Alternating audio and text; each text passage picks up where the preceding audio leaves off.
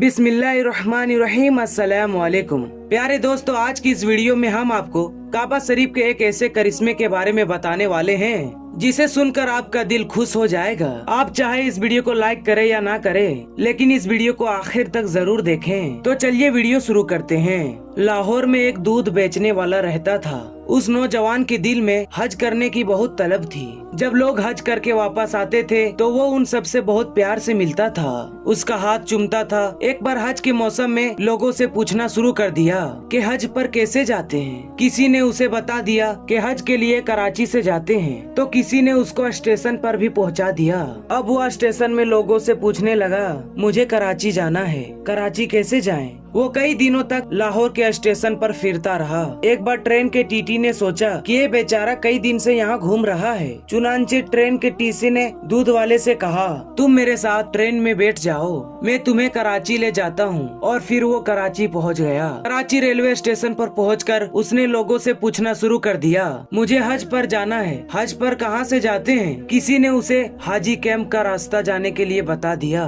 तो वो हाजी कैंप पर चला गया। वहाँ बहुत से लोग हज पर जा रहे थे, लेकिन इस बेचारे के पास न टिकट था, न पासवर्ड था और न ही पैसे थे, मगर उसके दिल में हज करने का जज्बा था। एक दिन उसके दिमाग में ख्याल आया कि जो हाजियों का सामान जहाज पर ले जाने वाले कुली होते हैं, उन्हें जहाज के अंदर जाने की इजाजत है। चुनांचे उसने एक कुली से दोस्ती कर ली और कुली की वर्दी पहनकर हाजियों का सामान जहाज में रखने लगा। वो दूध वाला सामान रखने के बहाने जहाज पर आता जाता रहा। जब सारा सामान खत्म हो गया तो वो जहाज के अंदर किसी कोने में छुप गया और अपने कपड़े पहनकर कुली की वर्दी वापस भिजवा दी। लोग अपने कमरे में बिस्तर पर सोते रहे और वो बेचारा बाहर बैठकर वक्त गुजारने लगा। और उसने जहाज पर एक बंदे से कहा कि भाई सब जब जद्दा आ जाए तो मुझे बता देना। चुनांचे जब जद्दास शहर की रोशनी नजर आने लगी तो उस भाई साहब ने बताया कि वो देखो जद्दास आ गया है। उसके बाद वो दूध वाला जहाज के ऊपर चढ़ गया और वहाँ से खड़े होकर समंदर के अंदर छलांग लगा दी।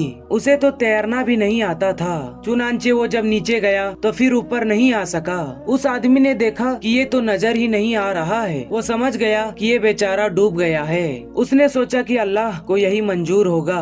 उसके बाद जब उस आदमी ने हज किया तो हाफिज जियारत के बाद हरम शरीफ के बाहर निकल रहा था, तो वो देखा कि वो दूध वाला भी हरम शरीफ के बाहर निकल रहा है। इस आदमी ने फौरन दूध वाले से पूछा, भाई साहब आप तो वही हो ना जिन्होंने समुंदर में छलांग लगाई थी? तो वो दूध वाला कहने लगा, हाँ मैं वही हूँ। उसने दूध वाले से पूछा, तुम्हारे साथ क्या हुआ? दूध वाले ने कहा कि मेरे साथ क्या हुआ है वो तुम्हें आगे जाकर बताऊंगा। चुनांचे वो आदमी उसके साथ चल दिया। जब वो बाहर निकला तो देखा एक कार नहीं बिल्कुल बाहर खड़ी है। ड्राइवर इंतजार कर रहा है। दूध वाला कार के अंदर बैठ गया और उस आदमी को भी बैठा लिया और एक मकान की तरफ चल दिया। मकान में जाकर उसने उसे एक जगह पर बैठा दिया और कहा कि मेहमान के लिए खाने पीने की चीजें लाई जाए। चुनांचे ये खादिम कुछ फल लेकर आया तो उस आदमी ने हैरान होकर पूछा कि भाई मुझे बताओ कि आखिर ये क्या कहानी है? तो दूध वाले ने कहा, मैं अपनी कहानी तुम्हें बाद में बताऊंगा, पहले तुम मेरी कार देखो। ये मेरी ही कार है और मेरा ही मकान है। उसने पूछा कि ये सब तुम्हें कैसे मिल गया?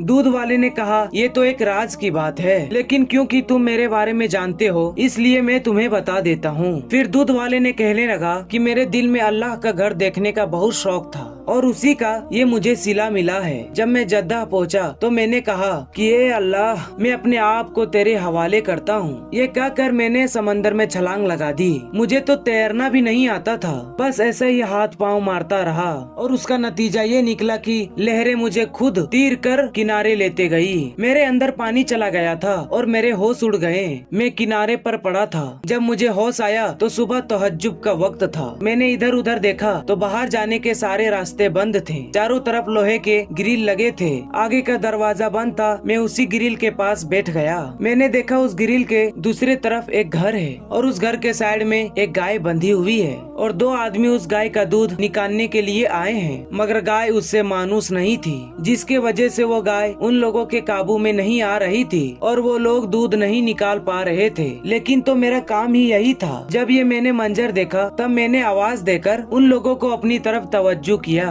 और इशारे से कहा, इसका दूध मैं निकाल देता हूँ। वो लोग तो अरबी बोलते थे और समझते थे, इसीलिए मैंने इशारे से बता दिया कि मैं इस गाय का दूध निकाल सकता हूँ। अल्लाह की शान देखिए, जहाँ मैं बंद था वहाँ पर कोठी में रहने वाले सेठ के अंदर में था। उसका एक बेटा था। डॉक्टर ने उसको हिदायत की हुई थी कि अपने बेटे को गाय का दूध पिलाया करो। उसने स्पेशल अपने बेटे के लिए गाय खरीदी हुई थी। गाय के अंदर तो दूध होता था मगर वो निकालने नहीं देती थी, जिसके वजह से वो सेठ और उसकी बीवी बहुत ही ज्यादा परेशान होती थी। और जब मैं उससे कहा कि मैं गाय का दूध निकाल देता हूँ तो उसने सेठ से कहा कि अंदर मुसाफिरों में से एक आदमी कहता है मैं तुम्हें दूध निकाल कर देता हूँ। सेठ ने कहा कि ये चाबी ले जाओ और जाकर उसे ले आओ। वो गेट का ताला खोलकर वो मेरे पास आकर सेठ के पास मुझे ले गए। जब मैंने गाय पर प्यार से अपना हाथ फेरा और उससे अपने अंदाज में बात की तो गाय मान गई और मैंने नीचे बैठकर उससे 8 से 10 लीटर दूध निकाल कर दे दिया।